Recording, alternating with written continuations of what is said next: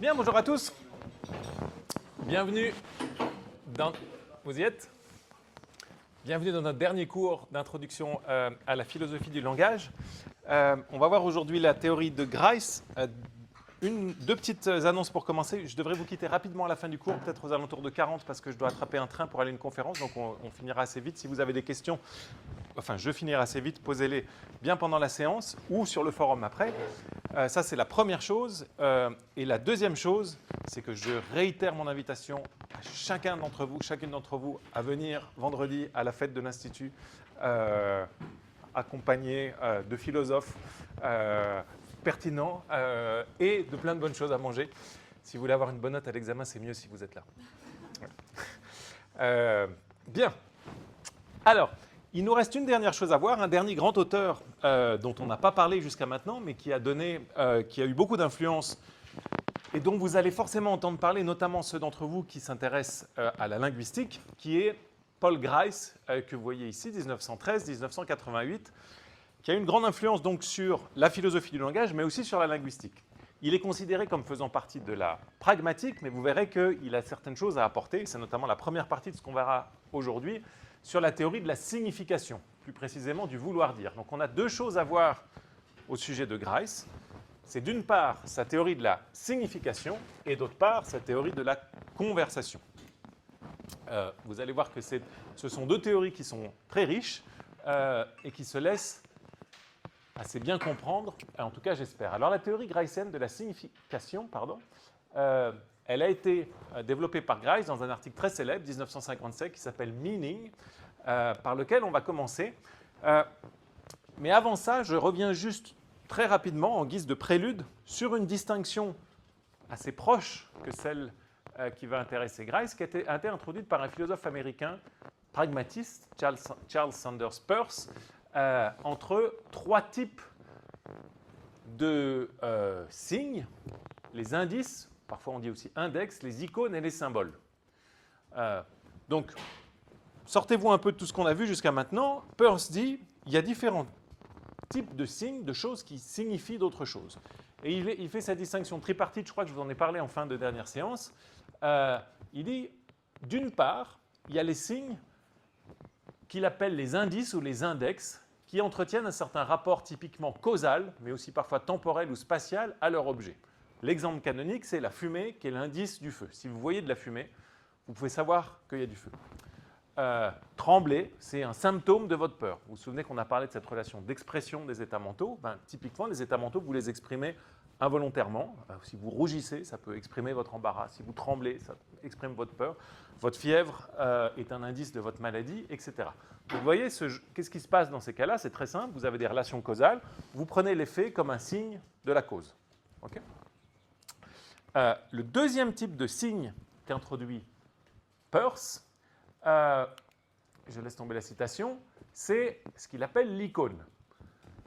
L'icône, c'est l'idée qu'il y a certaines représentations, certains signes qui désignent leur objet par voie d'analogie ou de similitude. C'est typiquement le cas des images, des peintures. Si vous dessinez, ça réfère à ce à quoi vous dessinez, ça renvoie à ce à quoi vous dessinez, grâce, dit Peirce, à des relations de similitude.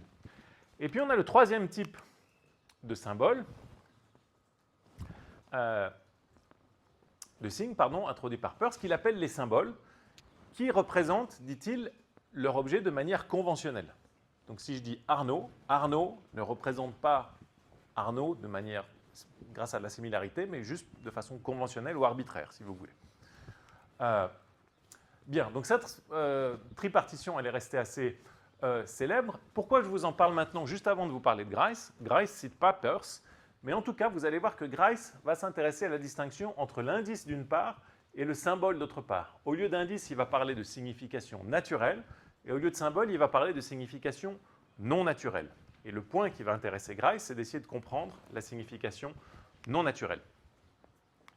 Alors, on en vient maintenant à la théorie de Grice. Je croyais que j'avais rajouté une diapo ici, excusez-moi. Ok, j'ai fait ça à l'envers. Laissez-moi commencer par cette diapo-là. Qu'est-ce que veut faire Grice? La première chose, Donc, son projet général, c'est de proposer une caractérisation, une définition de ce qu'il va appeler la signification non naturelle, donc ce qui correspond au symbole de Peirce. Et pour ce faire, il fait deux choses différentes. Pour commencer, il essaye de caractériser les propriétés de cette signification non naturelle. Donc déjà, il essaye de définir ce dont il va proposer une théorie, et dans un deuxième temps, il va proposer sa théorie.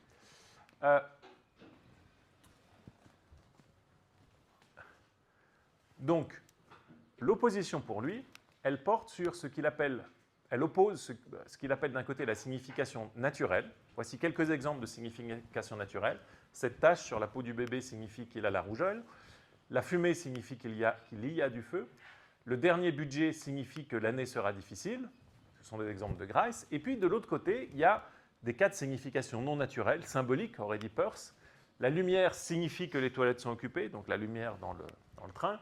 La remarque « Smith n'aurait pas pu se passer de ces disputes » signifie que Smith considère sa femme comme indispensable. C'est un peu alambiqué, mais si vous imaginez que quelqu'un vous dise ça, Smith n'aurait pas pu se passer de ces disputes, ben en fait, ce qu'il veut vous dire, c'est que Smith est amoureux de sa femme et n'aurait pas pu se passer d'elle en dépit des disputes récurrentes.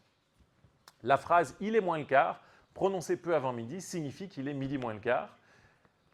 Et c'est ce type de signification qui va intéresser Grice, la signification non naturelle. Il veut comprendre ce que c'est que ça. Qu'est-ce qu'on fait quand on signifie, quand on dit des choses de manière non naturelle. Alors, il commence par caractériser la signification non naturelle avec 4 ou 5 propriétés qui la distinguent de la signification naturelle. La première différence entre ces deux types de signification, c'est que dans les cas de signification naturelle, si vous dites X signifie que P, alors ça implique que P est le cas. Et ça, ce n'est pas vrai dans les cas de signification non naturelle. Par exemple, ces taches signifient que le patient a la rougeole, mais le patient n'a pas la rougeole. Ça, dit Grice, c'est contradictoire. Pourquoi? Parce que c'est de la signification naturelle. Si vous dites la fumée signifie qu'il y a du feu, mais il n'y a pas de feu, ça ne marche pas non plus. Donc la signification naturelle, elle est ce qu'on appelle parfois factive, comme on l'a déjà mentionné à quelques reprises. Ça, c'est la signification naturelle. Mais si vous avez la signification non naturelle, ce n'est pas contradictoire de dire quelque chose comme « la lumière signifie que les toilettes sont occupées, mais elles ne sont pas occupées ». Okay. Donc la lumière signifie que les toilettes sont occupées, mais elles ne sont pas occupées. Ça peut être dû au fait que la lumière est en panne, par exemple, et qu'elle ne fonctionne plus comme un symbole adéquat. Ça, c'est ce qui est propre à la signification non naturelle, dit Grice. Okay, donc c'est la première caractéristique qu'on cherche, avant d'expliquer, à bien distinguer ce que c'est que la signification non naturelle qu'on va essayer de comprendre, de la signification naturelle. Les premières choses, c'est on peut signifier quelque chose même si ce n'est pas le cas, dans le cas de signification non naturelle. Deuxième caractéristique de la signification non naturelle, dit Paul Grice, c'est ce qui a trait au contenu de ce qui est dit. La signification naturelle, elle n'a pas à proprement parler de contenu. Il y a quelque chose qui est communiqué, il y a quelque chose qui est communiqué, mais il n'y a rien qui est à proprement parler dit.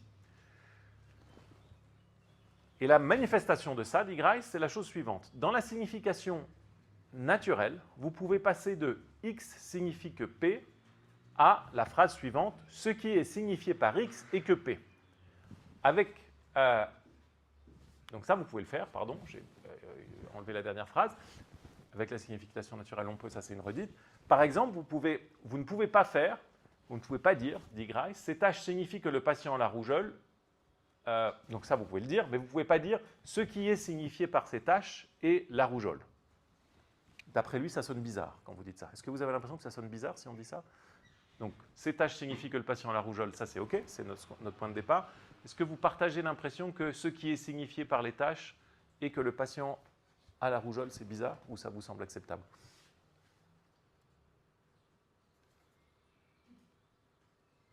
Est-ce que intuitivement, c'est une phrase qui vous semble... ça vous a l'air acceptable?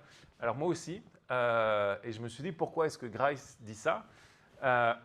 Et la raison pour laquelle il dit ça, je crois, c'est que en anglais, meaning, c'est ce qu'on traduit par vouloir dire ou signifier. Et si vous dites maintenant veut dire à la place de signifier dans la phrase ici, peut-être vous êtes d'accord avec moi que c'est plus bizarre. Si je dis ce que veulent dire ces taches et que le patient a la rougeole, est-ce que vous êtes d'accord que ça, c'est plus bizarre? Non plus. Il me semble que si, en un sens, si on veut sauver Grace, parce que les tâches, elles veulent rien dire, d'accord? Les tâches en elles-mêmes, elles n'essayent pas de nous dire quelque chose. C'est juste qu'elles portent une information sur le fait qu'on a la rougeole, comme elles sont l'effet de la rougeole ou le symptôme de la rougeole, mais elles ne cherchent pas à nous dire quelque chose. Donc je pense que c'est ça que Grace a en tête ici. Donc, en tout cas, c'est ce qu'il veut dire sur la signification naturelle. Par contre, la signification non naturelle, vous pouvez faire cette paraphrase. Autrement dit, vous pouvez passer de « la lumière signifie que les toilettes sont occupées » à « ce qui est signifié par cette lumière est que ces toilettes sont occupées ». Et là, Grace dit, là, il n'y a pas de problème. Ce que veut dire cette lumière est que les toilettes sont occupées. Okay. Même si le test n'est pas complètement naturel en français, ce qui est important, c'est que dans la signification non naturelle, on dit quelque chose, il y a du contenu. Dans la signification non naturelle, on le manifeste, on le montre, mais ce n'est pas le contenu de ce qu'on est en train de dire. Troisième test pour distinguer signification naturelle et non naturelle, dit Grice, c'est l'intention. Avec les significations naturelles, on ne peut pas passer de X signifie que P à quelqu'un signifie veut dire quelque chose par X. Alors qu'avec la signification naturelle, on peut faire ça. Et ça, c'est sans doute le test principal, et peut-être que ça lèvera votre scepticisme. D'accord? Si on dit les taches signifient la rougeole, on ne peut pas passer de ça à l'idée que quelqu'un veut dire qu'il a la rougeole. Non, personne ne veut dire qu'il a la rougeole. Si la fumée signifie le feu, on ne veut pas dire quelqu'un veut dire qu'il y a du feu. Je me répète là, pardon. Ça, c'est donc ce qui se passe pour la signification naturelle. Mais pour la signification non naturelle, dit Grice, eh bien là, ça veut bien dire ça. La lumière signifie que les toilettes sont occupées. Ça permet de dire quelqu'un veut dire par cette lumière que les toilettes sont occupées. La personne qui a conçu les toilettes ou la personne qui enclenche délibérément le verrou pour ne pas être dérangée. Donc ça, c'est la signification non naturelle. Et sans doute, c'est le critère principal.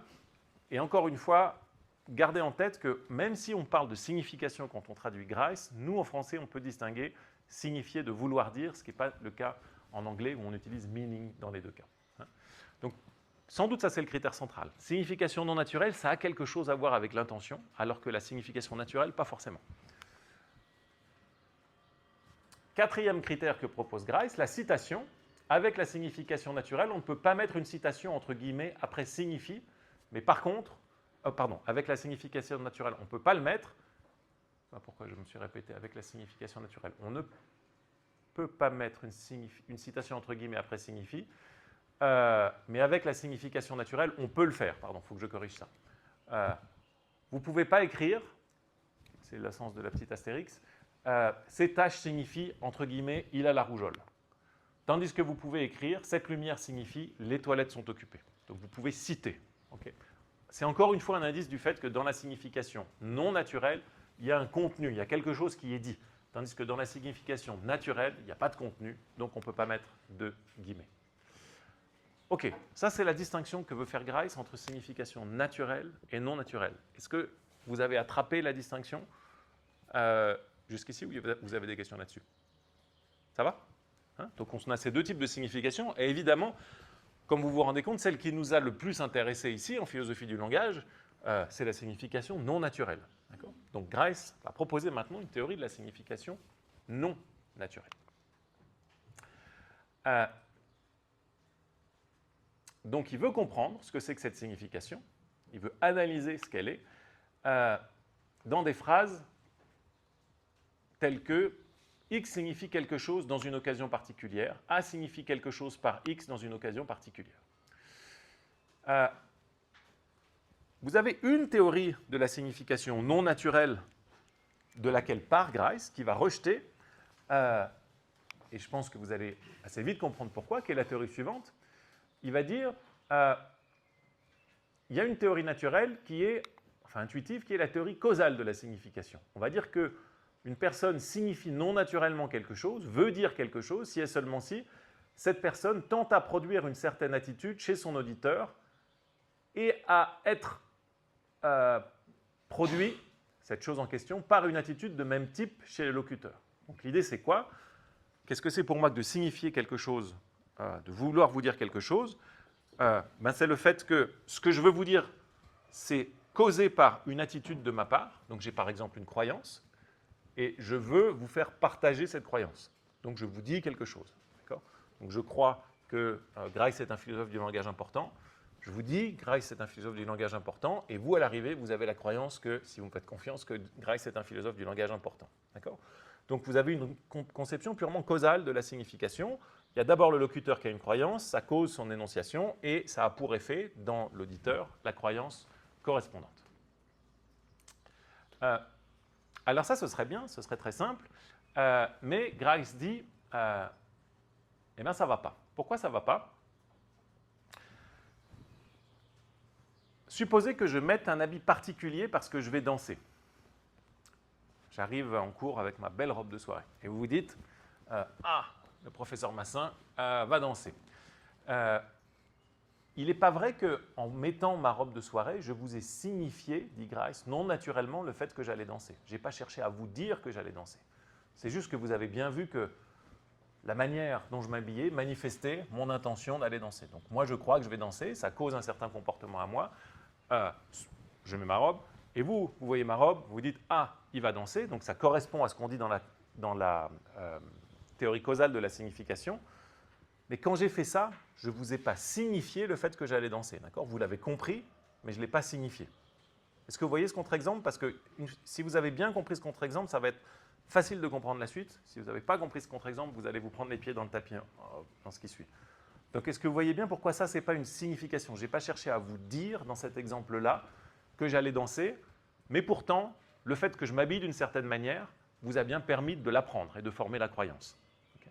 Donc, il y a tout un tas de cas où votre comportement permet aux autres de former une croyance qui correspond à votre propre croyance, sans pour autant qu'il y ait eu ce qu'on va appeler une intention de communication. Je n'ai pas cherché à vous communiquer ça.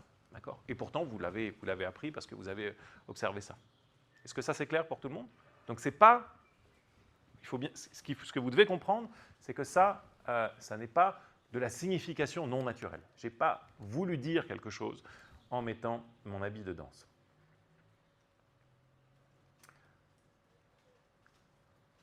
Donc, la théorie causale, dit Grice, ça ne permet pas de comprendre la signification non naturelle. Pourquoi? Eh bien, il dit la chose suivante. Cette théorie causale, elle ignore le fait que la signification d'un signe, en général, doit être expliquée en termes de ce que ses utilisateurs signifient ou doivent signifier, autrement dit veulent dire, par ce signe dans les occasions particulières. La signification de ma robe, je n'ai pas mis la robe pour vous dire que j'allais danser, dans cet exemple. Je n'ai pas cherché à vous communiquer ça.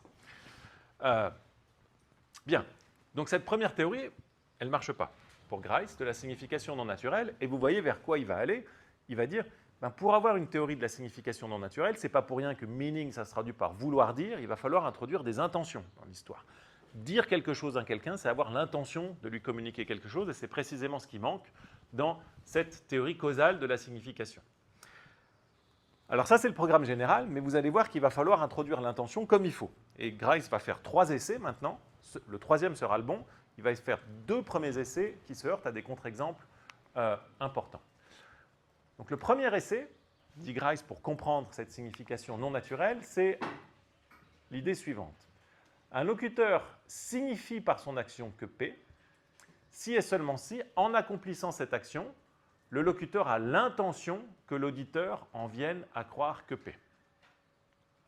Okay? Je vous signifie, je veux vous dire quelque chose en faisant quelque chose, si et seulement si, en faisant cette chose, j'ai l'intention que vous en veniez à croire que P. Vous voyez que cette solution-là, elle exclut le cas de la robe précédent. Si j'ai mis la robe pour aller au bal, ce n'était pas pour vous faire croire que j'allais danser, même si ça vous a fait croire que j'allais danser. Donc ça permet d'exclure ce cas-là. Est-ce que vous voyez? Donc on a progressé par rapport à la théorie causale de la signification. Mais Grice va dire que ça ne marche pas néanmoins. Est-ce que vous voyez pourquoi, ou quelles objections on peut soulever à l'encontre de cette proposition? Est-ce que vous voyez des cas qui contredisent des contre-exemples à cette proposition ici? Des cas où vous avez l'intention que l'auditeur en vienne à croire quelque chose, c'est cette intention qui motive votre action, et pourtant, vous n'avez pas voulu dire quelque chose à l'auditeur.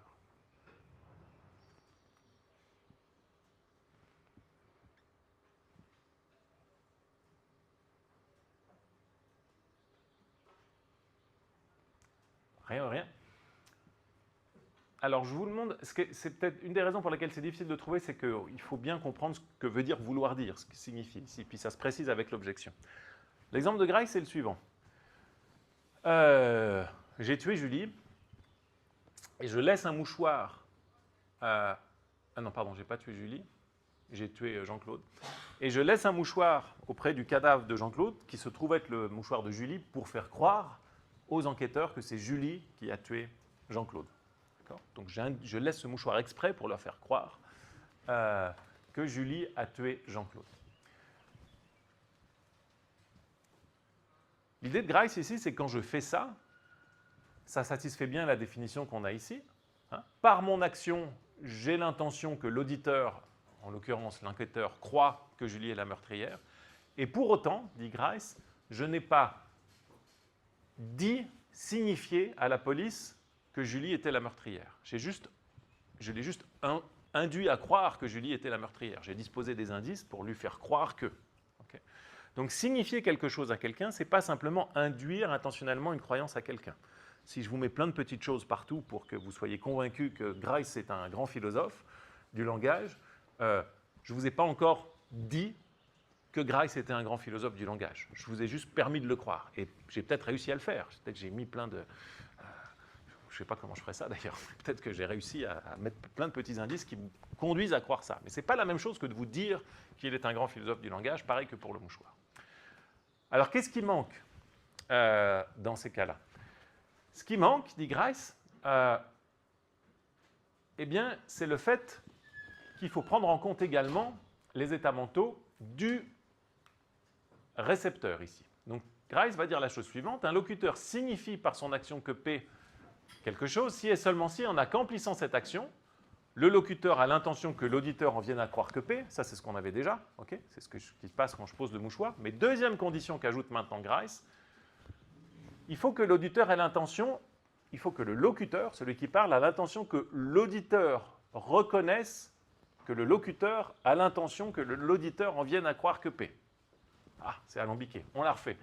Il faut non seulement que le locuteur ait l'intention que l'auditeur en vienne à croire que P, okay, je laisse mon mouchoir pour que la police croie que c'est Julie la meurtrière, mais il faut en plus, et là c'est ça qui ne marche pas avec le mouchoir, que j'ai l'intention que l'auditeur, autrement dit la police quand elle voit le mouchoir, elle reconnaisse que moi qui ai laissé le mouchoir, j'ai l'intention qu'il en vienne à croire que P. Or, je n'ai pas cette intention-là quand je laisse le mouchoir près du cadavre de Jean-Paul. Je n'ai pas l'intention, quand je laisse le mouchoir près du cadavre de Jean-Paul, que la police, quand elle trouve le mouchoir, elle se dise « Ah ah, c'est Olivier Massin qui a dû laisser ce mouchoir pour me faire croire que c'était Julie la meurtrière. » Évidemment que je n'ai pas cette intention. D'accord ? Donc, vous voyez bien que cette deuxième clause, qui est un peu compliquée et qui implique différents niveaux imbriqués les uns dans les autres, elle a précisément pour fonction d'annuler les cas, enfin d'exclure les cas où je cherche juste à induire la croyance chez quelqu'un sans pour autant lui signifier la chose en question. Vous voyez ? Si je vous laisse des indices pour que vous croyiez quelque chose, j'ai bien l'intention que vous croyez quelque chose, mais je n'ai pas l'intention que vous croyiez cette chose parce que vous reconnaissez en moi l'intention de vous l'avoir communiquée. J'ai l'intention, donc c'est ce qu'on appelle la deuxième clause, une intention réflexive, j'ai l'intention que mon auditeur reconnaisse mon intention. Okay ? Et c'est ça qui est en jeu dans la deuxième thèse, dit Grice, la deuxième proposition, qui s'approche de la bonne proposition, selon lui, c'est que il ne suffit pas d'avoir l'intention de communiquer quelque chose à quelqu'un pour le lui dire, il faut encore avoir l'intention que la personne à qui je le communique reconnaisse que j'ai l'intention de le lui communiquer.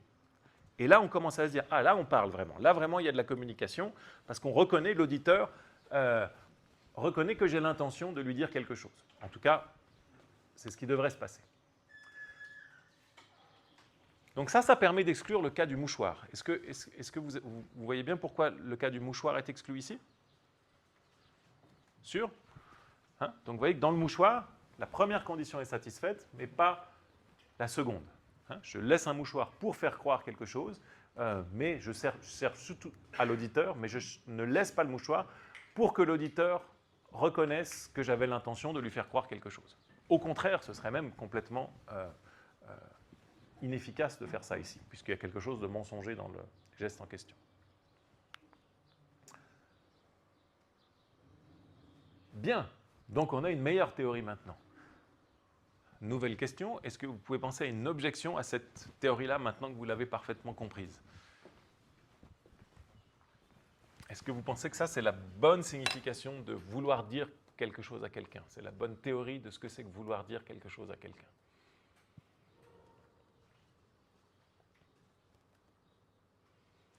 Est-ce que vous voyez des cas où ces deux conditions sont satisfaites et pour autant, ce ne sont pas des cas où on veut dire quelque chose à quelqu'un d'autre?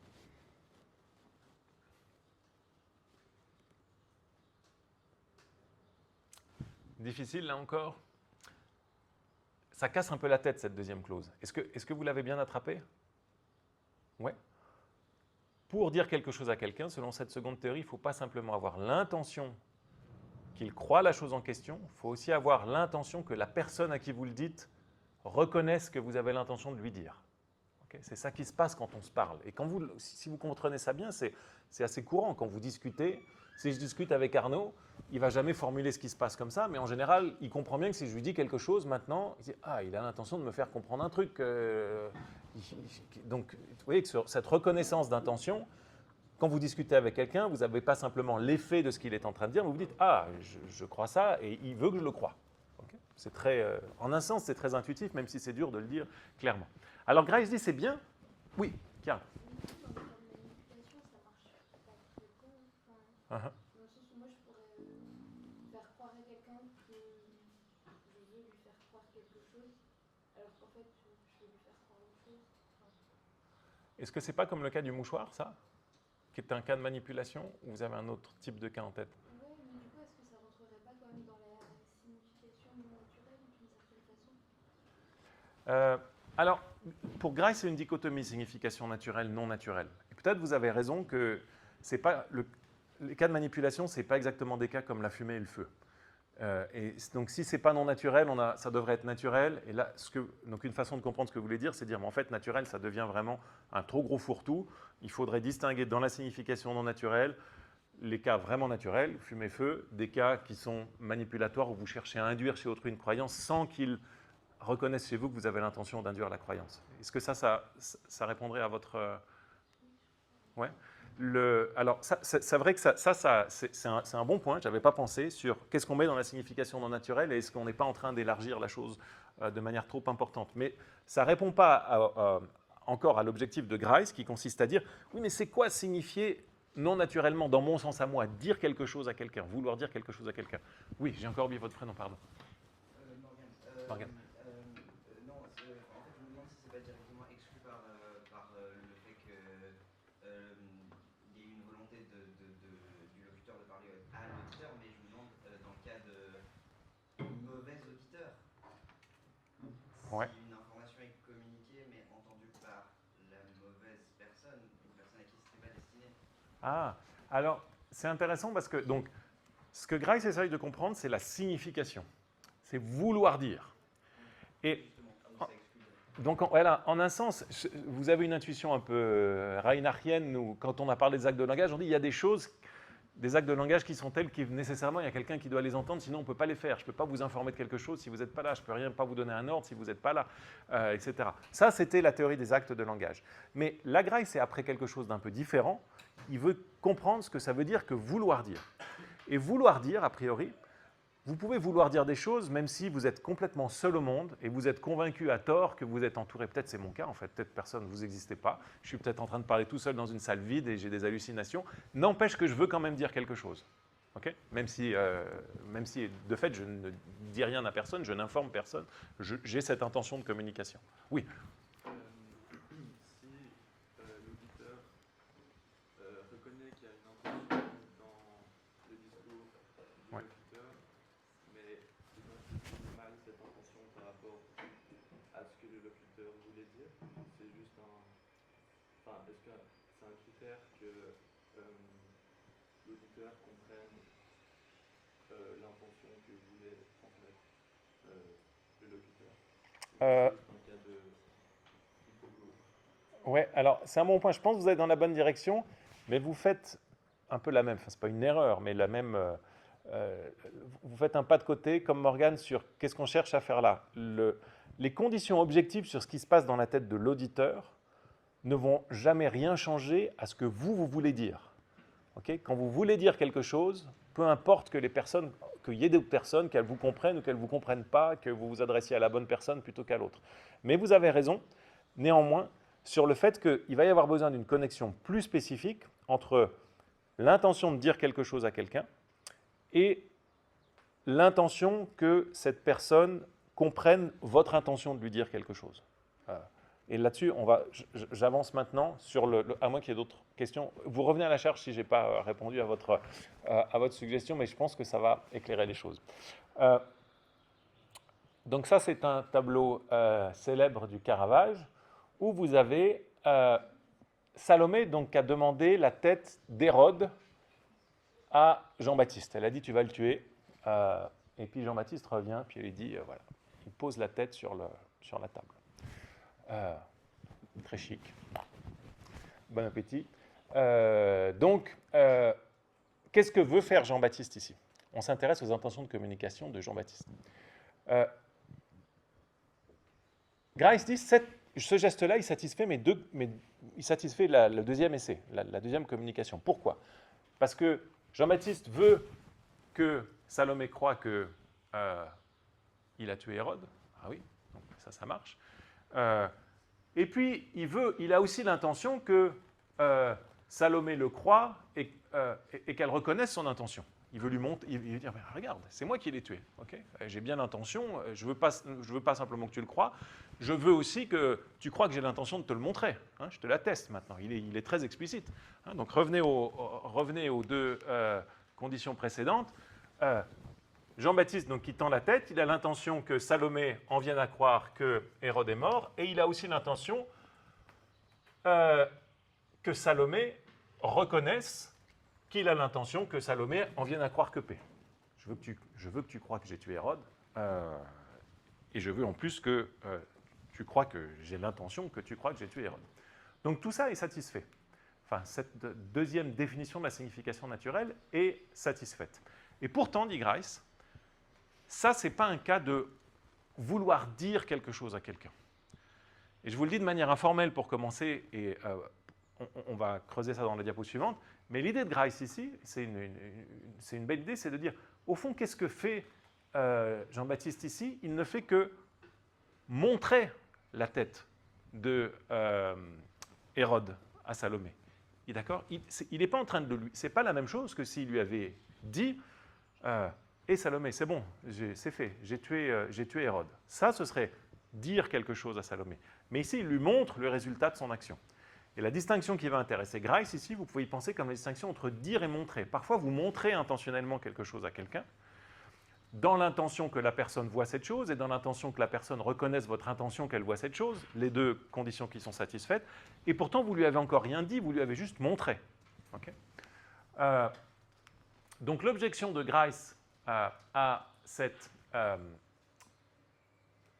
deuxième façon de définir la signification naturelle, c'est la suivante. Si Hérode présente à Salomé la tête de Saint Jean-Baptiste, Hérode ne signifie pas non naturellement à Salomé que Saint Jean-Baptiste est mort, même s'il a l'intention qu'elle le croie et qu'elle reconnaît son intention qu'elle le croit. Je vous donne quelques autres exemples. Ma fille a cassé le vase préféré de mon épouse. Je fais exprès de ne pas ramasser les débris de façon à ce que mon épouse s'en rende compte. Donc je laisse le vase que ma fille a cassé sur le sol afin que ma femme le voie. Ça satisfait les deux conditions. J'ai l'intention que ma femme croie que que le vase est cassé.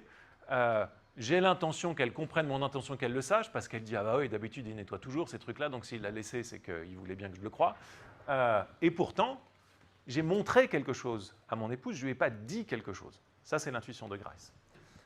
De la même façon, l'enfant qui laisse voir à sa mère combien il est pâle, ça c'est un exemple de Grice, afin que sa maman l'aide, ne signifie pas qu'il est malade à sa mère, même si là encore une fois, ces deux conditions sont satisfaites. Donc il est pâle, parce qu'il est malade, il fait en sorte que sa mère voit qu'il est pâle, sa mère voit qu'il fait en sorte qu'il est pâle, et pourtant il n'a pas dit à sa mère « je suis malade ». Il lui a donné à voir qu'il était malade.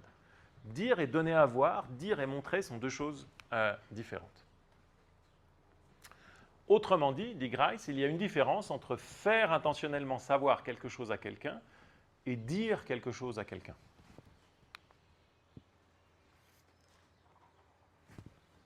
Et autre exemple que donne Grice pour éclairer cette distinction, c'est la différence entre montrer une photo de sa femme le trompant à Bob et lui dessiner sa femme le trompant. Quand vous montrez une photo, alors, bon, ouais, quand vous montrez la photo, en un sens c'est pire pour le pauvre Bob, d'accord, mais vous donnez à voir ça. Par contre, si vous lui faites un dessin, ou si vous lui dites ta femme te trompe, là vous lui dites quelque chose. Okay. Oui. Alors, faire un dessin, ok, mais du coup, montrer un dessin. Vous montrez un dessin, mais ce que vous montrez, c'est le dessin, là, c'est pas le fait, d'accord. Hein, l'idée, c'est que la photo montre le fait, d'accord. Vous montrez la chose qui est à croire. On fait l'hypothèse que la photo est transparente, qu'il y a un lien causal. À cette époque, les pellicules étaient argentiques, c'était difficile de mentir avec la photo. Alors maintenant, c'est plus la même chose, mais vous voyez l'idée, c'est que la photo, elle a un lien direct avec l'objet. Hein, c'est comme montrer la tête. Vous montrez le fait qui est à croire, vous le donnez à voir et vous, exprès, vous dites « regarde par là ». Ça t'apprend quelque chose. Maintenant, tu le crois, tu comprends que j'avais l'intention que tu le crois, et pourtant, c'est pas dire, c'est montrer. Oui. Mais du coup, je comprends pas très bien si on peut... Enfin, si signifier quelque chose, c'est la même chose que vouloir dire. Ouais. Dans ces phrases, si on remplace signification ou signifier par vouloir dire, Mm-hmm. ça paraît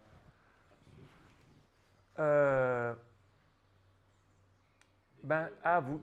Quand on montre la tête, c'est ça. La différence entre montrer une photo de sa femme trompant Bob et lui dessinant, qu'est-ce que c'est qui ne serait pas absurde? Ce serait de dire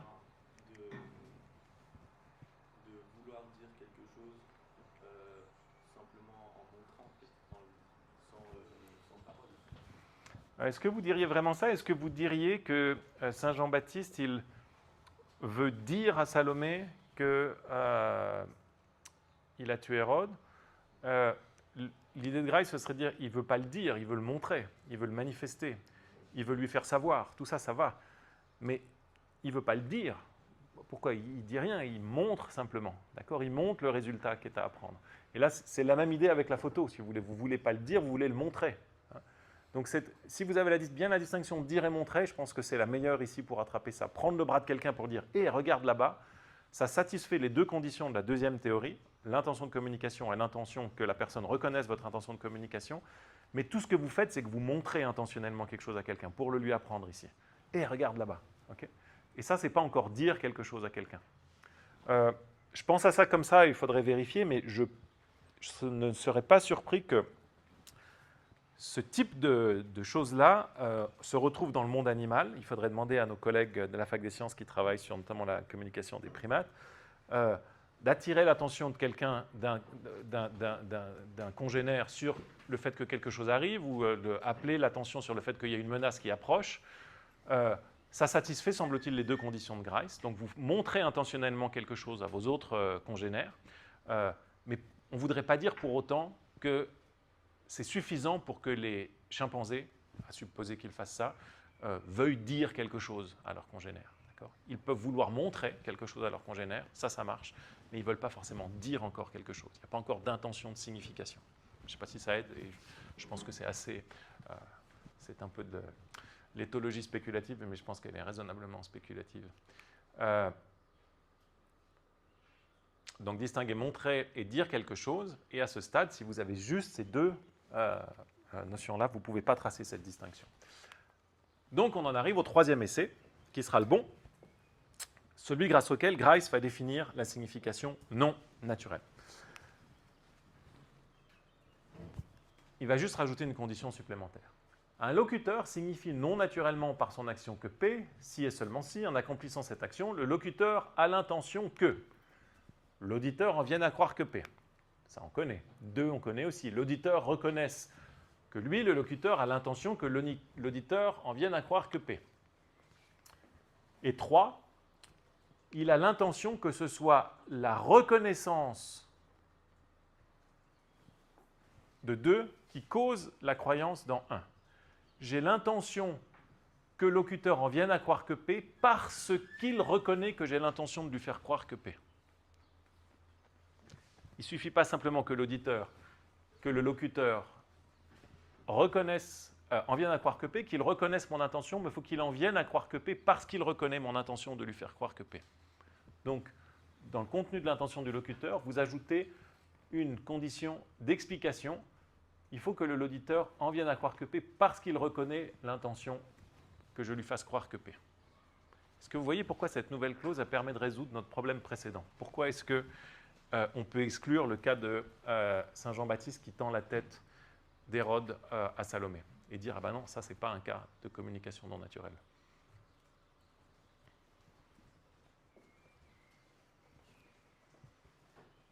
Oui. Elle ne le croit pas parce qu'elle a confiance en ce qu'il fait. Elle le croit parce qu'elle a une preuve matérielle. Elle peut pas. Enfin, c'est pas l'intention qui fait qu'elle y croit. Excellent.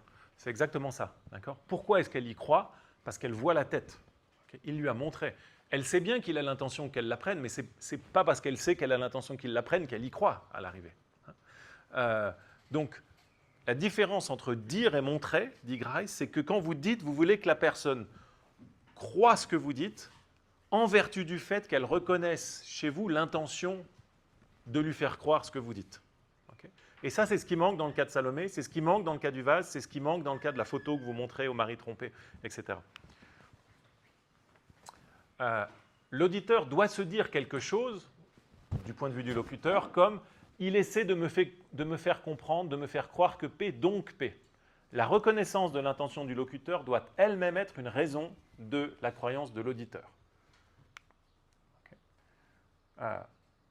Donc, pour signifier non naturellement quelque chose à quelqu'un, vous devez avoir 3 intentions.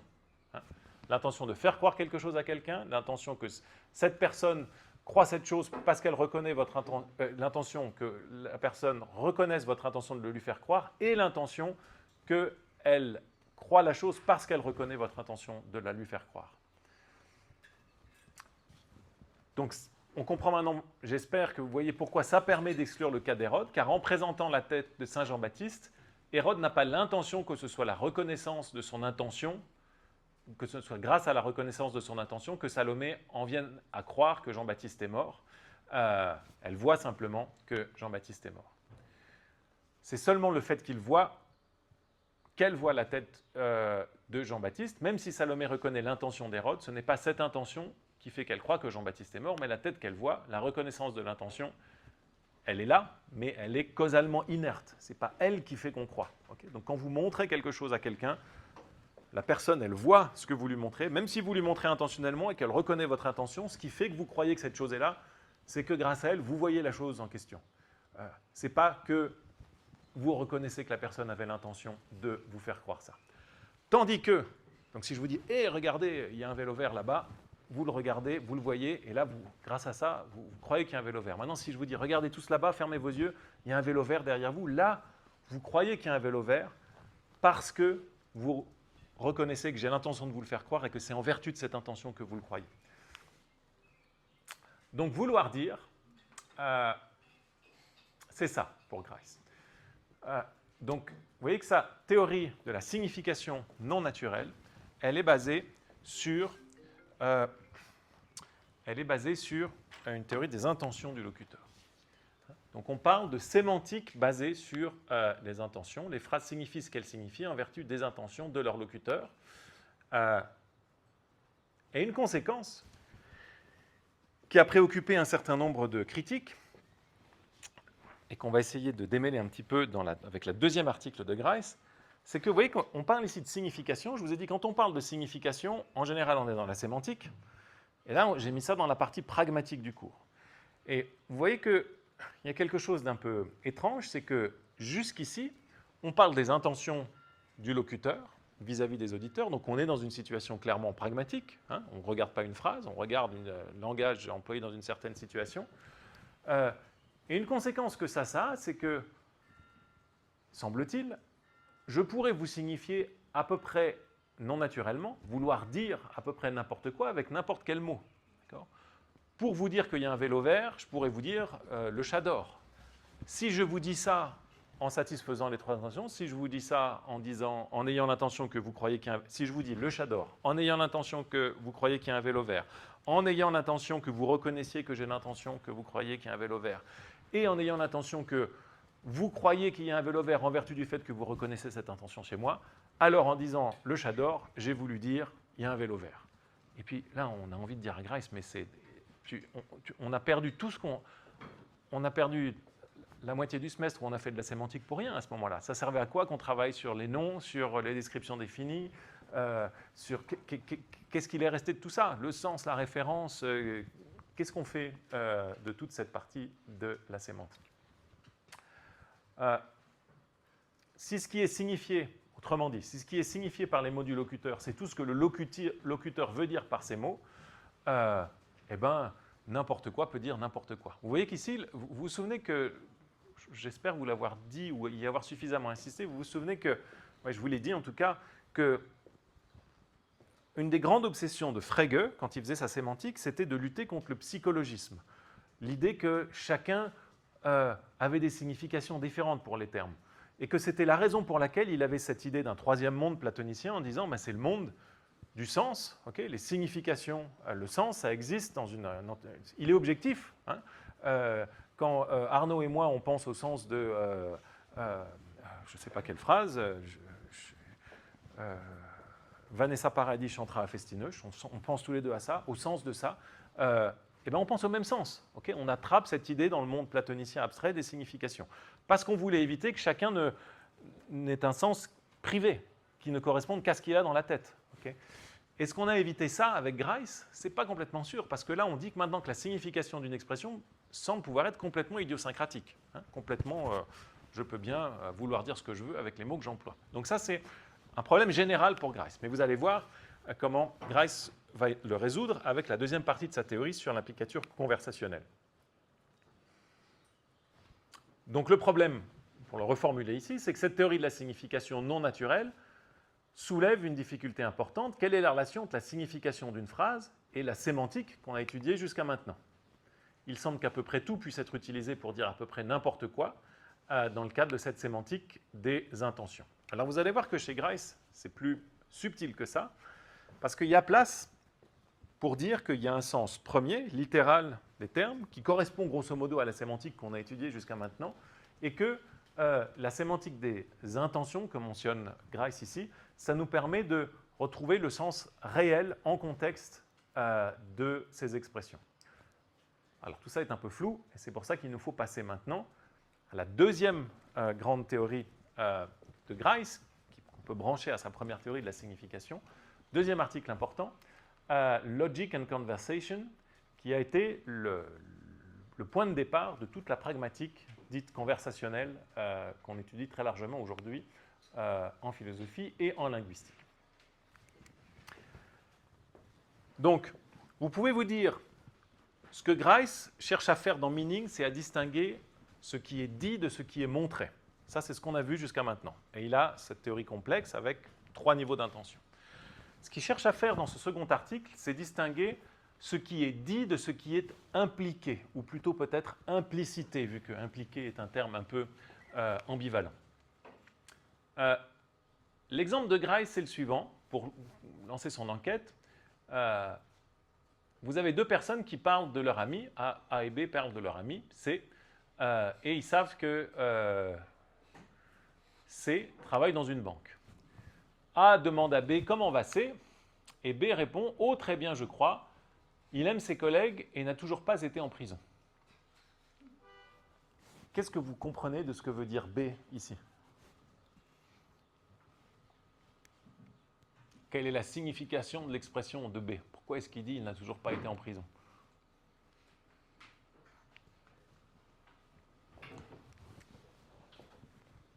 On lui demande comment il va, il dit il n'a pas été en prison. Qu'est-ce que ça implique, le fait qu'il n'ait pas été en prison, Maya? Il est dans un endroit où il a envie de tuer personne, donc que les gens sont à peu près compétents et sympas. Ouais, alors ça c'est l'interprétation charitable. C'est vrai que ça peut être une interprétation. Il y a souvent une ambiguïté quand on cherche à remonter vers le sens caché ou implicite. Il y a une interprétation un peu moins charitable pour C. Si on dit qu'il travaille dans une banque et qu'il n'a toujours pas été en prison, Clara? Ouais, ça veut dire qu'il n'a pas encore volé de l'argent. Et donc, c'est le genre de personne à qui on ne fait pas trop confiance d'habitude, d'accord? Ouais, on le connaît, lui, ça fait 2 ans qu'il travaille dans une banque. S'il n'est toujours pas en prison, c'est plutôt une bonne nouvelle, d'accord? Donc, si vous dites ça, vous voyez que littéralement, ce que vous dites, c'est qu'il n'a pas été en prison. Mais ce que vous voulez dire, ce que vous suggérez, c'est le fait que cette personne est une personne malhonnête et que jusqu'ici, elle a dû réussir à se contenir à peu près, ou au moins à cacher ses méfaits. D'accord? Vous voyez que donc c'est juste un tout petit exemple, mais si vous faites attention à ça, vous vous rendez compte que le fait qu'on remonte au sens implicite ou au sens caché dans la conversation ordinaire, c'est un phénomène systématique, courant. Quand vous m'écoutez, il y a plein de fois où vous dites « Ah, c'est ça qu'il veut dire ».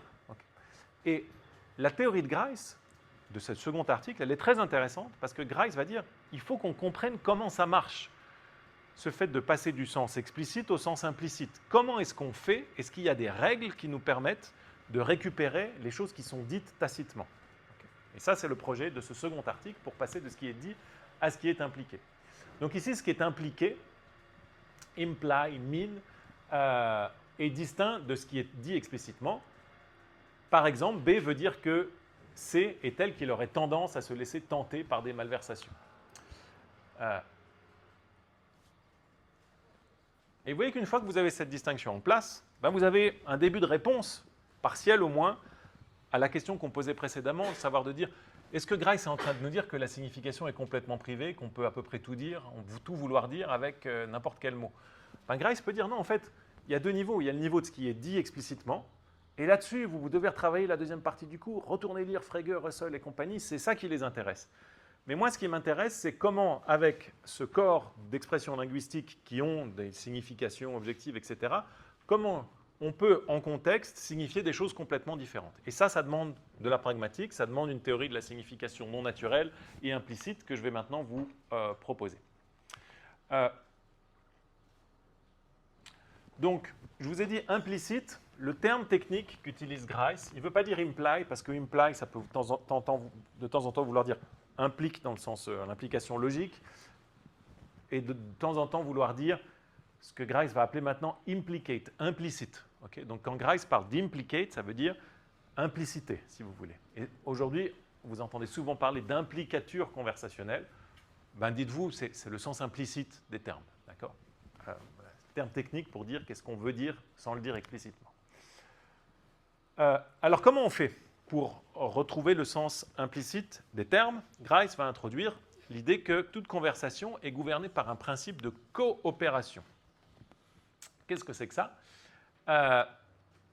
Eh bien, dès qu'on discute, dit Grice, on accepte tacitement le principe suivant, qui formule, influencé par Kant, à la manière d'un impératif.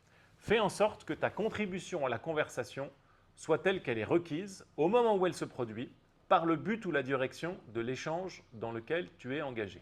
Je répète, fais en sorte que ta contribution à la conversation soit telle qu'elle est requise au moment où elle se produit, par le but ou la direction de l'échange dans lequel tu es engagé. Donc dans n'importe quelle discussion, il faut faire en sorte, au moment où on parle, que notre tour de parole, notre contribution, contribue à l'avancement de la conversation.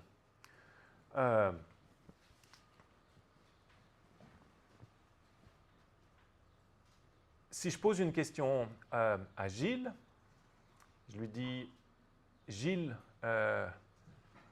est-ce que vous venez avec du bon vin rouge vendredi soir ?» Comme ça, je vous mets la pression.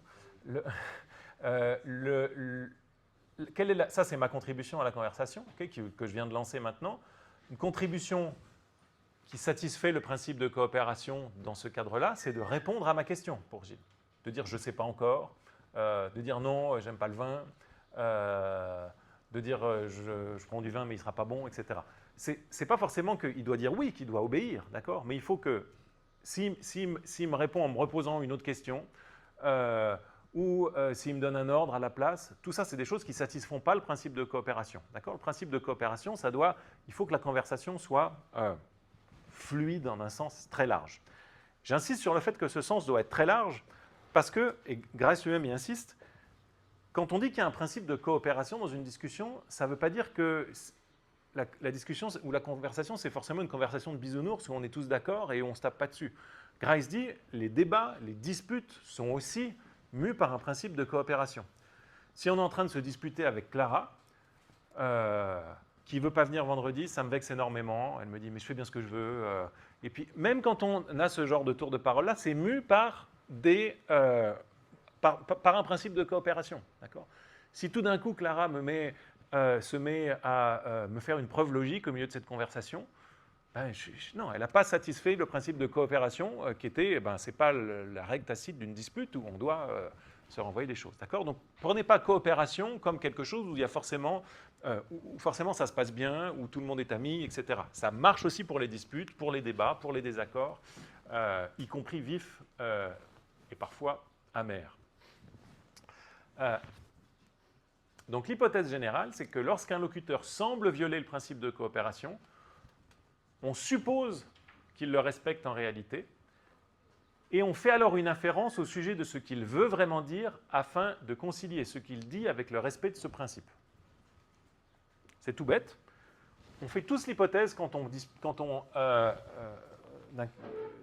coopère, quand on discute, et si jamais j'ai l'impression pendant notre dispute que Clara ne coopère pas, parce qu'elle se met à faire une preuve logique, se met en branle dans mon esprit un mécanisme d'inférence, on dit mais pourquoi, alors que je viens de l'insulter, elle fait une preuve logique, c'est qu'elle doit vouloir me dire, je ne sais pas, que je suis nul en logique ou des trucs comme ça. Vous voyez, vous cherchez toujours à récupérer ça. Si quelqu'un fait un acte de langage qui n'a vraiment rien à voir avec la conversation, on est très fort pour redonner du sens à ça. Et comment est-ce qu'on le fait ? On présuppose que la personne coopère et on essaye de récupérer ce qu'elle veut vraiment dire de manière à réparer ça.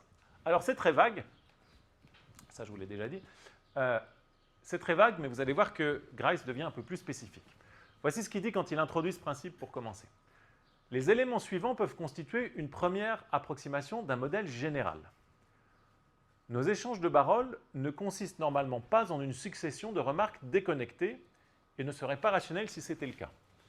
Ils se caractérisent au moins dans une certaine mesure par des efforts de coopération et chaque participant y reconnaît, dans une certaine mesure, un objectif ou un ensemble d'objectifs communs ou au moins une direction mutuellement acceptée. Cet objectif ou cette orientation peut être fixé dès le départ, par exemple par la proposition initiale d'une question à débattre, ou peut évoluer au cours de l'échange. Il peut être assez précis ou si indéfini qu'il laisse une très grande latitude aux participants, comme dans une conversation informelle. Mais à chaque étape, certaines actions conversationnelles possibles seront exclues parce qu'elles ne conviennent pas à la conversation. Nous pourrions alors formuler un principe général rudimentaire que les participants seront tenus qu'eteris paribus d'observer, à savoir, fais en sorte que ta contribution à la conversation soit requise au moment où elle se produit par le but ou la direction de l'échange dans lequel tu es engagé. C'est ce que l'on pourrait appeler le principe de coopération. Donc vous voyez qu'il est juste en train de proposer un modèle général. Au début, il dit juste, ouais, ça c'est vraiment l'esquisse de quelque chose, mais ça va être très important et ça va constituer toute une partie de la pragmatique contemporaine. Alors ce principe de conversation, dit Grice, on peut le spécifier. Il est composé par 4 maximes de conversation qui le constituent. Ce que Grice appelle la maxime de quantité, la maxime de qualité, la maxime de relation et la maxime de manière. Que sont les maximes, Que sont les maximes de quantité ? Il y en a 2. La première, c'est fais en sorte que ta contribution soit aussi informative que possible dans l'intérêt actuel de l'échange. Et la deuxième, c'est fais en sorte que ta contribution ne soit pas plus informative que nécessaire. Okay. Si je dis à Gilles, est-ce que vous venez avec une bouteille de vin rouge vendredi ? Que Gilles dit oui, et mon grand-père s'appelle Jean-Claude. Quoi ? Pourquoi est-ce qu'il me dit ça maintenant ? Il y a trop d'informations, d'accord ? Donc ça viole la seconde maxime. Et qu'est-ce qui se passe dans mon esprit s'il me dit ça ? Je dis, mais pourquoi est-ce qu'il m'a dit ça ? On était en train de coopérer à quelque chose de simple. Il veut me dire quelque chose. Peut-être qu'il veut me dire qu'il amène le vin de son grand-père, ou je ne sais pas. Mais vous voyez, tout de suite, vous essayez de retrouver une cohérence dans les choses surprenantes que vous disent les personnes avec qui vous interagissez. Donc ça, ce sont les premières maximes. Je vais vous donner ensuite des exemples de violation et de récupération de la signification implicite. Première maxime, c'est les maximes de quantité. Les deuxièmes maximes sont les maximes de qualité. La maxime générale de qualité, c'est essaie, dit Grice, de faire en sorte que ta contribution soit vraie, et elle se divise, dit-il, en 2 maximes spécifiques ne dis pas ce que tu crois être faux, ne mens pas, et ne dis pas ce pourquoi tu manques de justification adéquate. Si vous avez vraiment très peu de raisons de croire en quelque chose, alors n'essayez pas, ne les dites pas, ne les donnez pas à croire aux autres. Ça, c'est la maxime, ce sont les maximes de qualité. Donc quantité, dire la bonne quantité, ni trop ni pas assez. Qualité, essayer de dire le vrai. La maxime est d'être sincère. Maxime de relation maintenant, celle-là, elle est très vague et elle va avoir une grande postérité. Qu'est-ce que c'est que la maxime de relation? C'est juste soit pertinent, relevant en anglais. Donc c'est vague et Grice le reconnaît, mais c'est cette maxime très vague qui gouverne la manière dont vous pouvez notamment changer ou pas légitimement le sujet de conversation au cours d'une même conversation. Okay, donc on discute de quelque chose avec Chiara, mais bon, elle sait parler de ça maintenant, on passe à autre chose. Il y a des changements de sujet ou des types de choses qui sont acceptables, d'autres qui ne le sont pas. Et Grice dit, ça, c'est ce qui est gouverné par la maxime de pertinence. C'est très flou cette notion de pertinence. Grice considère qu'elle est très importante et vous avez deux des personnes les plus influentes dans la pragmatique post-gricéenne qui sont Sperber et Wilson qui vont essayer de réduire toutes les maximes de Grice à cette seule maxime de pertinence. Je vous cite ce qu'ils disent dans leur article important de 1986. We have proposed a definition of relevance and suggested what factors might be involved in assessment of degrees of relevance. We have also argued that all Grice's maxims can be replaced by a single principle of relevance that the speaker tries to be as relevant as possible in the circumstances, which, when suitably elaborated, can handle for the full range of data that Grice's maxims were designed to explain. Donc, vous voyez, je vous mentionne là et je vous précise, je ne vous dis pas comment Sperber et Wilson définissent la pertinence, mais c'est juste pour vous donner à voir le type de développement par la suite. Grice dit qu'il y a un principe de coopération, il divise en 4 maximes, et ceux qui, à la suite de Grice, vont reprendre son principe, vont dire non, en fait, on peut réduire, en tout cas Sperber et Wilson, ces 4 maximes à une seule maxime générale de relevance, de pertinence, pardon. Et puis les dernières maximes que mentionne Grice, ce sont des maximes qu'il appelle de manière. Et ça, ce ne sont pas des maximes qui concernent ce qui est dit, mais la manière dont cela est dit. La maxime générale de manière, qui est très importante pour nous, en particulier en philosophie, et pour vous en particulier dans votre examen, c'est soit clair, perspicuous. Et ça se divise en diverses sous-maximes, dit Grice. Évite les expressions obscures, évite les ambiguïtés, sois bref, évite d'être inutilement prolixe. Okay. Pensez à vos examens. Pas de hors-sujet, pas de termes techniques non définis, pas de termes ambigus singuliers. Appliquez, soyez gricéen dans le maximalement gricéen, en particulier sur la maxime de manière quand vous répondez aux questions, et soyez méthodique, orderly, structuré dans le cas de vos examens. En supposant, dit-il, que le locuteur soit capable de satisfaire la maxime et de le faire sans violer une autre maxime, qu'il ne retire pas explicitement de l'échange et qu'il n'essaie pas de tromper vu le caractère ostentatoire de sa performance, l'auditeur se trouve face à un problème mineur, dit-il. Comment concilier le fait qu'il ait dit ce qu'il a dit avec la supposition qu'il respecte le principe de coopération globale? C'est cette situation qui donne lieu de manière caractéristique à une implicature conversationnelle. Et lorsqu'une implicature conversationnelle est générée de cette façon, je dirais qu'une maxime est exploitée. Donc le schéma de Grice, c'est, vous avez un locuteur, vous êtes l'auditeur, le locuteur semble violer le principe de coopération parce qu'il viole au moins une des maximes ou sous-maximes que je vous ai présentées. Et quand c'est le cas, vous vous mettez à dire qu'est-ce qu'il a vraiment voulu dire, de façon à récupérer la cohérence du locuteur avec les principes de conversation. On va voir des exemples maintenant.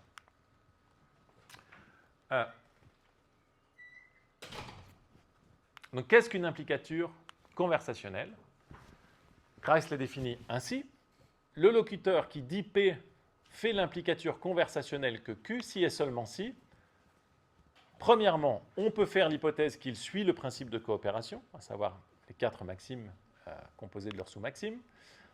On doit supposer que le locuteur pense que Q, autrement dit autre chose qu'il dit, afin de rendre son affirmation compatible avec le principe de coopération. Et de fait, le locuteur pense, et pense que le locuteur pense qu'il est dans la compétence de l'auditeur de saisir que la supposition mentionnée en 2 est requise. Bigre.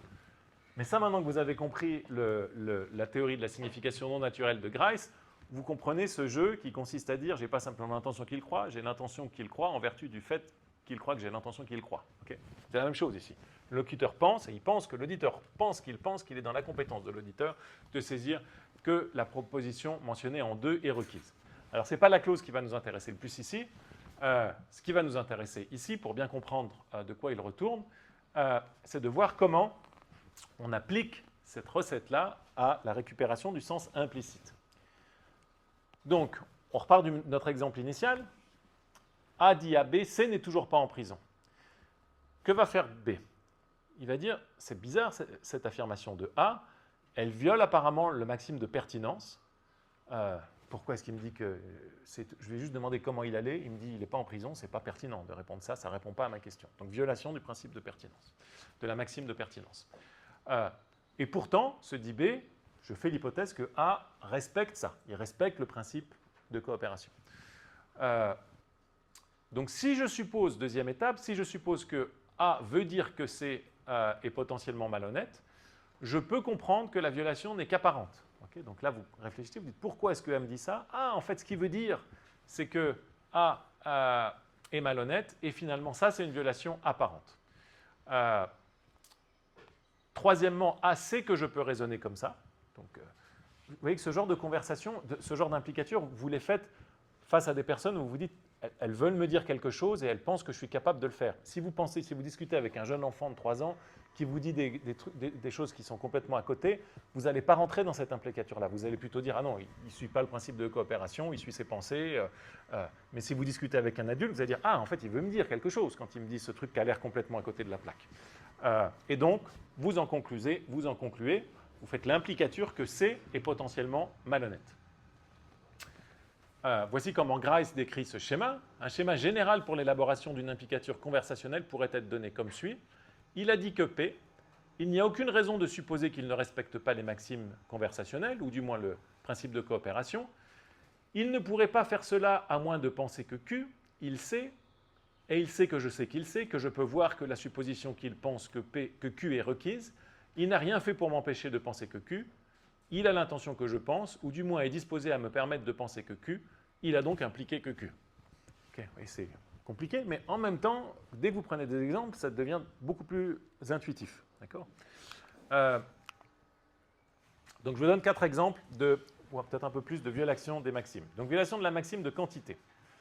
La maxime de quantité, la première, elle nous dit « fais en sorte que ta contribution soit aussi informative que possible ». Si je vous dis « la guerre, c'est la guerre », littéralement, ce n'est pas informatif. C'est une tautologie, vous pouvez dire ça de tout. La table, c'est la table, Arnaud, c'est Arnaud. Tout est identique à soi-même. Donc, je ne vous ai rien dit de très intéressant. Ce n'est pas très compliqué de comprendre ce qu'on veut dire quand on dit ce type de choses-là dans le contexte. Ça veut dire que la guerre, c'est horrible, ou qu'à la guerre comme à la guerre, on ne peut pas faire autrement. Maintenant, c'est la guerre et il n'y a pas de moyen d'y échapper. Ou selon le contexte, vous allez toujours récupérer quelque chose qu'on veut dire. L'exemple que je vous ai déjà donné préalablement de la lettre de recommandation, je crois que je vous l'ai mis là. Supposez que j'écrive la lettre suivante au sujet d'un étudiant, Roberto Rastapopoulos, à mon collègue. Et je lui dis, cher collègue, j'ai dirigé le mémoire de master de M. Roberto Rastapopoulos. Il est très souriant et il a une très belle écriture. Ça viole la maxime d'information, d'accord? J'en dis très peu. Qu'est-ce que va faire... Je dois en dire plus si j'écris une lettre de recommandation. Il ne veut pas savoir si mon collègue est souriant et s'il a une belle écriture. Si l'étudiant est souriant et s'il a une belle écriture. Qu'est-ce qui se passe dans l'esprit de mon collègue? Il dit, ah ben, ça ne se fait pas d'écrire dans une lettre, c'est vraiment un étudiant mauvais, mais il me le donne à comprendre. Et donc, c'est ça que veut vraiment dire M. Massin. Il veut me dérecommander cet étudiant, me recommander de ne pas le prendre. Donc, ce qui est dit littéralement, c'est M. Rastapopoulos est souriant et écrit bien, mais ce qui est impliqué, c'est que c'est un mauvais étudiant. Donc là, vous voyez, c'est clairement lié, clairement lié à la violation de la maxime de quantité. Hein. J'en dis pas assez par rapport à ce qui est recommandé par le principe de coopération.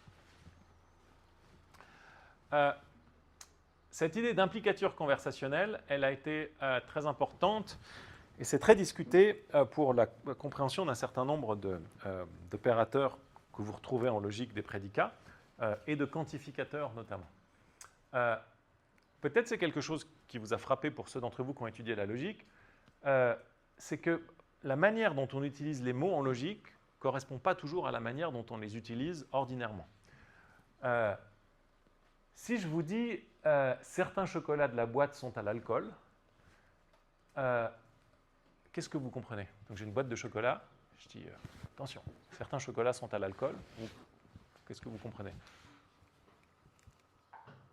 Oui. Potentiellement, les gens n'aiment pas trop ce genre de chocolat. Ouais, alors c'est vrai, il y a une première chose qu'on comprend, c'est dire ah attention, il y en a qui n'aiment pas l'alcool, donc il ne faut pas prendre ça. Mais il y a une implicature encore plus directe. Certains chocolats sont à l'alcool, ils ne sont pas tous à l'alcool. D'accord? Donc dans le langage ordinaire, quand vous dites certains, ça implique pas tous.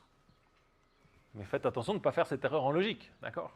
Évidemment qu'en logique, certains, c'est compatible avec tous. Certains, ça veut dire qu'il y a au moins certains chocolats qui sont à l'alcool. Et c'est compatible avec tous les chocolats qui sont à l'alcool. Okay? Alors, face à ça, vous pouvez vous dire, mais pourquoi les logiciens ont fait ça? Peut-être ils ont sorti un nouvel exemple de leur chapeau, ils ont défini un nouveau terme, mais ce n'est pas la manière dont on parle. Eh bien, il y a eu un article important de Grice sur le sujet, mais je mentionne juste l'idée ici. Une idée, c'est si le certain de la logique, qui veut juste dire il y a au moins des chocolats qui ne sont pas à l'alcool, ça correspond au langage ordinaire. Simplement, dans le langage ordinaire, le sens premier de certain est souvent associé à des implicatures. Si vous dites certains, c'est que vous impliquez pas tous. Mais c'est seulement une implicature, ce n'est pas la signification du sens premier. Donc les logiciens ont bien fait de faire ce qu'ils ont fait. Donc lorsque vous dites cette phrase, en général, on comprend tous les chocolats de la boîte ne sont pas à l'alcool. Et Grice dit, 2, c'est une implicature, ce n'est pas une suite logique, ce n'est pas une implication, ce n'est pas une partie de ce que signifie 1. En effet, puisque le locuteur n'a pas dit tous les chocolats sont à l'alcool, c'est infère-t-on que certains chocolats ne le sont pas. Alors, vous pouvez vous dire comment est-ce qu'on départage ces deux hypothèses? Comment est-ce qu'on peut savoir si certains, ça veut juste dire quelques-uns mais pas tous, ce qui est notre compréhension intuitive, ou si certains, ça veut dire au moins quelques-uns, mais peut-être tous? Comment est-ce qu'on fait pour savoir quel est le sens premier? Eh bien, une raison qui est souvent avancée, que mentionne Grice, c'est la suivante. C'est le fait que si vraiment certains voulaient dire seulement certains, il y aurait des contradictions dans certaines phrases. Je vous montre quelque chose. Certains chocolats de la boîte sont à l'alcool, et en fait, aucun n'est à l'alcool. Ça, vous voyez bien que c'est contradictoire. Donc on est sûr, c'est incohérent. Si quelqu'un vous dit ça, il n'a pas compris ce que voulait dire certains ou ce que voulait dire aucun. Il ne maîtrise pas ces termes-là ou ces concepts-là. Donc ça, c'est clair que ça ne marche pas. En revanche, si quelqu'un vous dit certains chocolats de la boîte sont à l'alcool, en fait, ils sont tous à l'alcool, il ne s'est pas vraiment contredit là. Il a juste ce que Grice appelle annuler une implicature. Il a dit attention, certains chocolats sont à l'alcool. En fait, ils sont tous à l'alcool. Je ne me suis pas contredit, je n'ai pas annulé ce que j'ai dit, mais j'ai annulé une implicature qu'on fait à partir de certains. Donc ça, c'est l'argument qu'utilise Grice pour dire certains, ça veut juste dire au moins quelques-uns, et ça laisse ouvert si c'est tous ou pas tous. Okay? Donc le sens, la manière dont on comprend le quantificateur existentiel en logique, au moins un, est correct. Ok, donc vous voyez la distinction entre dire et impliquer. Si ça c'est vrai, ça veut dire que la notion d'implicature conversationnelle de Grice, elle est partout, pas simplement dans les exemples comme la lettre de recommandation, mais à chaque fois que vous dites certains chocolats sont à l'alcool, vous êtes en train de faire une implicature conversationnelle. Okay. Oui, Antoine. En logique, ce serait pas faux de dire certains ours sont des mammifères, ou c'est quand même faux dans ce cas-là? Certains ours sont des mammifères, c'est pas logiquement incohérent en tout cas. Dans le sens commun, ça sonne faux, parce qu'ils sont forcément tous des mammifères. Donc dire que certains, ça impliquerait que certains ne le sont pas, ouais. alors que c'est forcément pas le cas, et donc ça ferait que la phrase est fausse. Oui, donc la manière dont il faut comprendre ça, dit Grice, c'est de dire quand on dit certains, on fait l'implicature, pas tous. Or, tous les ours sont des mammifères, et c'est ça qui fait qu'on a l'impression que certains ours sont des mammifères est une phrase fausse. Mais c'est parce qu'on fait l'implicature. Okay?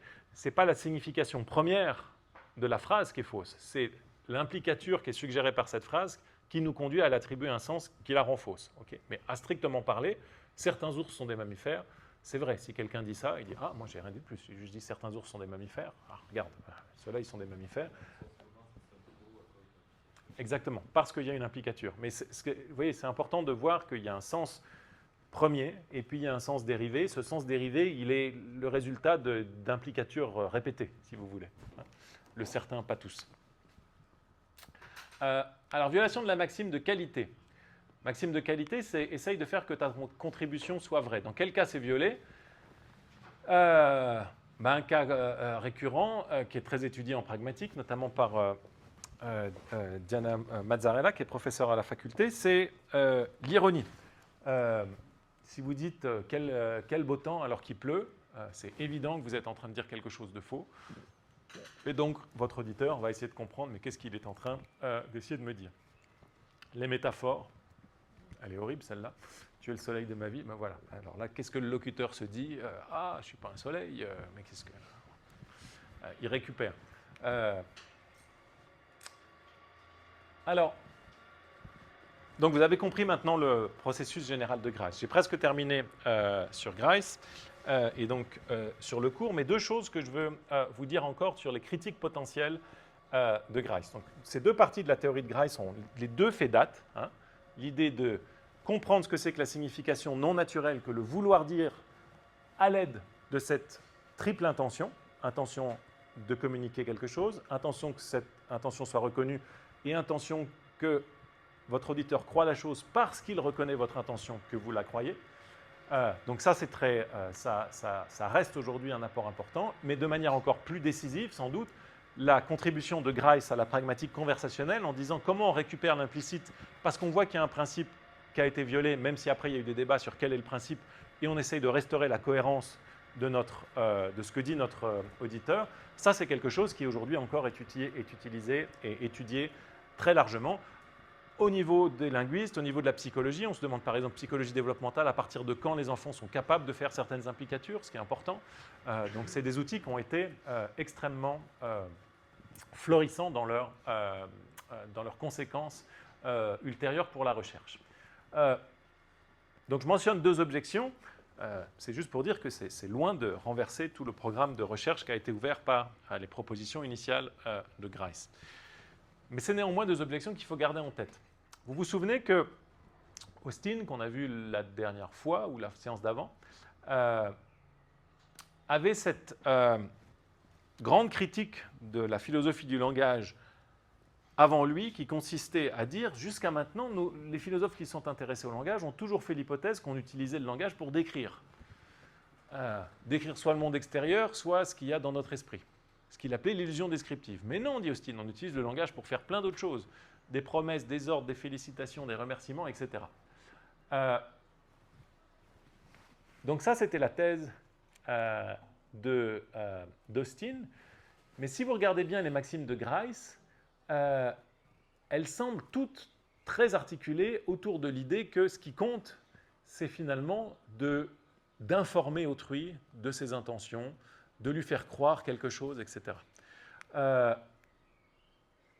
Donc, quand on a des conversations qui sont de ce type-là, où on veut apprendre quelque chose d'autrui, où on veut informer quelqu'un, donc je pose une question à Gilles, il me répond, les maximes de Grice marchent bien.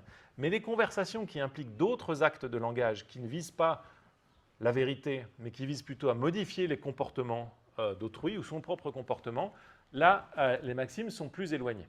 Donc, si vous êtes dans une négociation pour savoir à quel prix vous allez vendre, vous allez échanger, je ne sais pas quoi, un vélo contre de l'argent, discussion pour prendre une décision, si vous vous disputez, si vous tentez de convaincre quelqu'un de faire quelque chose, les maximes de Grice marchent un peu moins bien parce qu'on a toujours cette idée au fond qu'on communique nos intentions, on cherche à informer qu'il faut être vrai, qu'il faut être vérace et véridique. Vérace, c'est sincère, et véridique, c'est dire le vrai. Et de fait, c'est un défaut que Grice reconnaît à sa proposition. Voici ce qu'il dit. I have stated my maxims as if this purpose were a maximally effective exchange of information. This specification is of course too narrow and the scheme needs to be generalized to allow for such general purposes as influences or directing the action of others. Okay, donc il reconnaît bien qu'il a élaboré ses maximes sur la base d'un type d'échange qui est on veut ensemble apprendre quelque chose, se communiquer de l'information, mais ce n'est pas la seule raison pour laquelle on parle. Et puis la deuxième petite objection à Grice, avant de conclure, c'est l'idée de savoir si Grice n'a pas, malgré lui, laissé ses maximes être contaminées par un certain nombre de principes moraux. Vous voyez déjà que dans la forme des maximes, elles prennent la forme d'un impératif. Fais en sorte que ta contribution, qui nous rappelle méchamment Kant quand même, qui nous rappelle méchamment la théorie morale déontologiste de Kant. Donc ça éveille un peu les doutes sur le caractère amoral de ces maximes. Qu'est-ce que ça veut dire amoral? Ça ne veut pas dire immoral, mais ça veut dire, souvenez-vous quand je l'ai dit, quand on se dispute avec Clara, on est dans un système de coopération. Grice ne doit pas être en train de dire la coopération, c'est quelque chose où tout se passe bien. Il y a plein d'échanges, plein de discussions, de négociations, de disputes où les choses se passent mal, où il y a de l'inimitié entre les personnes, où les personnes font des choses moralement mauvaises, méchantes, etc. Ça reste des conversations. Donc on veut comprendre ça avec des implicites qui marchent. Donc on veut comprendre ça. Donc ça, c'est le projet explicite de Grice. Mais néanmoins, un certain nombre de chercheurs ensuite ont dit il met trop l'accent sur la coopération et finalement, il finit par considérer comme conversations, seulement des conversations qui satisfont certains principes moraux. C'était une des objections de Pinker dans son livre de 2007, The Stuff of Thought, qui dit que l'idée que les interlocuteurs partagent un même but semble violer dans le cas des disputes et des désaccords. Grice dit, quand je me dispute avec Clara, c'est qu'on partage tous les deux le but de se disputer. Et Pinker dit, non, en fait, vous partagez aucun but, vous vous disputez juste, vous n'êtes pas d'accord. Ce n'est pas forcément le cas qu'une dispute suppose un accord quant au but à atteindre. Et puis la deuxième chose qui a fait l'objet d'un certain nombre de critiques, vraiment d'un philosophe français, Denis Vernant, qui s'est beaucoup intéressé à la pragmatique, c'est la maxime de sincérité de Grice. Qui est dans la maxime de qualité qu'il appelle lui-même la maxime de sincérité, qui dit faut toujours dire ce que tu crois être vrai, ne mens pas. Ça ressemble, fais en sorte que ne mens pas, pardon, c'est parfaitement possible d'avoir une conversation. Deux menteurs peuvent parfaitement discuter impeccablement, d'accord ? Il n'y a pas besoin d'être sincère pour pouvoir discuter. Et pour autant, d'après Grice, une conversation de menteur viole certaines maximes, et ces maximes-là, elles semblent plutôt être des maximes morales. Peut-être qu'une meilleure maxime, plutôt que ne mens pas, c'est fais en sorte que ton interlocuteur croit que tu es sincère. Okay. Et ça, c'est parfaitement acceptable. Enfin, c'est plus facile d'accepter ça, parce que c'est effectivement ce que font aussi les menteurs. Okay. Donc, vous voyez la deuxième objection. Première objection à Grice. Finalement, il s'intéresse simplement aux conversations qui consistent dans un échange d'informations, de connaissances. Et deuxième objection à Grice, peut-être que ces maximes qui n'ont pour fonction officiellement que de nous aider à récupérer le sens implicite des mots, elles ont introduit par la bande un certain nombre de principes moraux comme partager un but commun et ne mentez pas. Donc voilà, de petites critiques à Grice, il y en a eu quelques autres, mais je voulais les mentionner pour terminer ce cours. Donc je termine là-dessus, je n'ai pas une belle conclusion, j'ai une belle surprise par contre, c'est que je vous ai fait un grand résumé du cours avec tout ça, on ne va pas prendre ça là et je ne vais pas vous le refaire, mais vous l'aurez dans le PowerPoint. Ça ne veut pas dire que vous avez besoin d'apprendre que ça, d'accord? C'est bon, pourquoi on s'est embêté toute l'année? On avait tout sur la dernière diapo. Mais au moins, ça devrait vous rappeler un certain nombre de jalons. Vous pouvez commencer par ça. Donc, je conclus là-dessus. Est-ce que vous avez des questions sur quoi que ce soit? Il nous reste 2 minutes sur les examens, sur Grice, sur Russell, sur tout ce que vous voulez. Le sens de la vie. Je n'ai pas la réponse. Très bien. Eh bien, écoutez, on arrête là. Je vous remercie beaucoup pour votre attention. J'ai eu grand plaisir à enseigner ce cours avec vous. Courage à vous pour les examens. Faites tous une bonne pause vendredi soir, par exemple. Et puis après, vous vous remettez à travailler. Pensez que la mémorisation, ça prend du temps et que ça marche bien si vous lisez le soir. Donc, avant de vous endormir, lisez quelques pages de tout ce que vous avez à apprendre et votre cerveau digère tout ça. Bon courage à vous pour les examens et au plaisir de vous revoir très bientôt.